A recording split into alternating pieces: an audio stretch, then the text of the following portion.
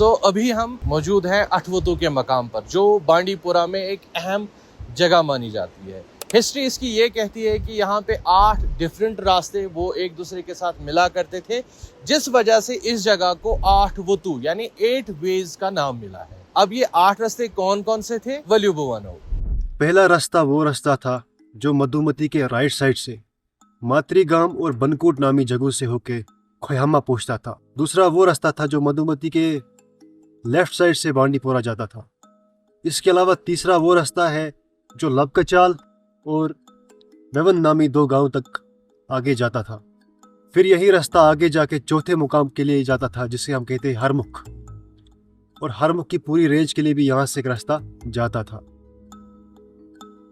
और 5वां जो रास्ता है ये सबसे इम्पोर्टेंट रास्ता था। ये वो रास्ता था जो आगे दुधकोट नामी किले तक जाता था। और इसके अलावा 6ठा रास्ता फिर आगे गुरेज वैली के लिए यानी दर्दिस्तान के लिए, दरदेसा के लिए जाता था। 7वां रास्ता वो था जो विजमर्ग नामी जगह तक जाता था। काफ़ी खूबसूरत मुकाम है ये। इस जगह के लिए एक और शॉर्टकट रास्ता विज नाले से अठवतु से जाता था, जो आगे विजमर्ग में ही मिलता है।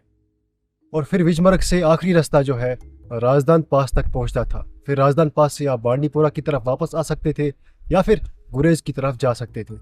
तो ये वो 8 रास्ते थे जो अठवतु को अठवतु बनाते हैं।